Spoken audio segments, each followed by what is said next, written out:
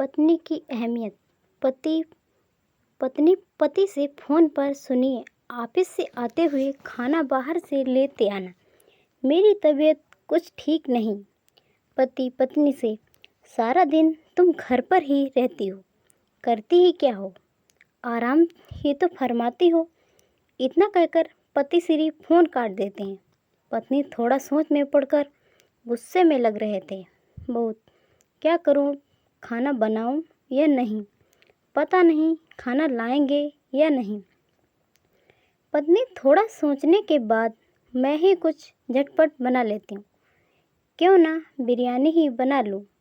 कुछ देर में बिरयानी बन जाती है और पति श्री के भी घर पहुँचने का समय लगभग हो ही जाता है।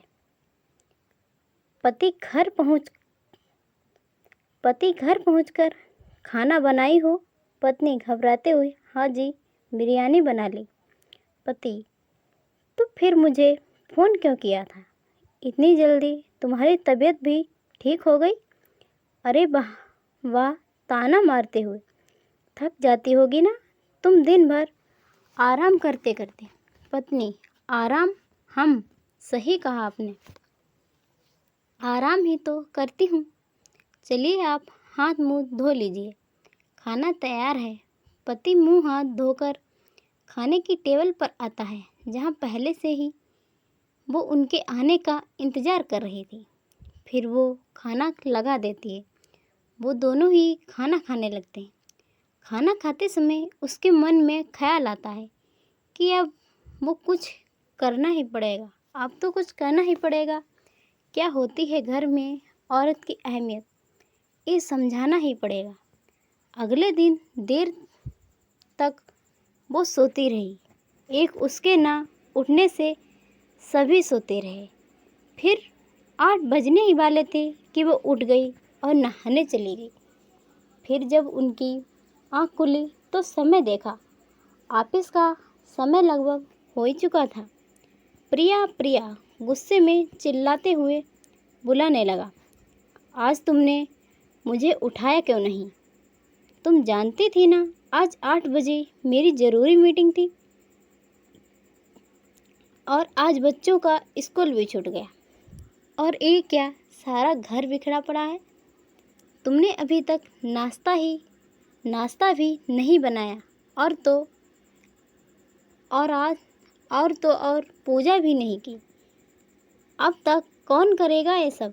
मैं यहाँ तुमसे बात कर रहा हूँ प्रिया, और तुम हो कि सुबह सुबह अपने श्रृंगार में लगी हो। प्रिया, हाँ, तुमने ही तो कहा था, मैं करती ही क्या हूँ, बस सारा दिन आराम ही तो करती हूँ। ये सब कुछ खुद ब खुद हो जाता है। अब ऐसे क्या देख रहे हो मुझे, कहकर प्रिया चली जाती है बाहर,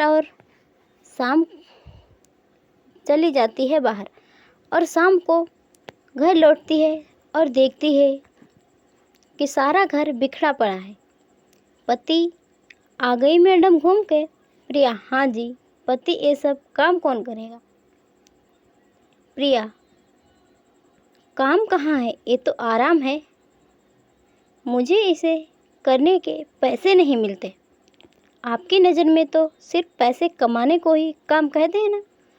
अगर काम के बदले पैसे कमाने को ही काम कहते हैं तो ठीक है, आज से मेरी भी सैलरी फिक्स कर देना। हफ्ते में कितने दिन वर्किंग काम करने वाले होंगे, ये डिटेल विस्तार में मेंशन कर देना। तीज त्यौहार की छुट्टी भी अलग रख देना। बिना काम किए तीज त्यौहार कैसे होते हैं, मुझे भी देखना है। 8 घंटे काम करने के बाद बाकी के 10 घंटों का ओवर टाइम करने का हिसाब भी कर लेना। ऐसे क्या देख रहे हो, चलिए सो जाते हैं, सुबह से नई ड्यूटी करनी है ना। आइए। वो चुपचाप बस प्रिया की बातें सुन रहे थे और बस उसे देख रहे थे और उसकी बातों को समझने की कोशिश कर रहे थे। प्रिया लाइट बंद कर बेड पर सो जाती है और वो भी बेड पर आकर लेट जाते हैं। फिर सुबह की पूरी हुई घटना को याद करते हैं और उन्हें इस बात का एहसास हो जाता है कि औरतों के बिना घर घर नहीं होता, बस एक मकान होता है। सुबह उठकर वो बिना कुछ कहे प्रिया को गले लगा लेते हैं और अपनी गलती के लिए माफ़ी मांगने लगते हैं और साथ ही आज प्रिया के लिए अपने हाथों से चाय बनाकर लाते हैं।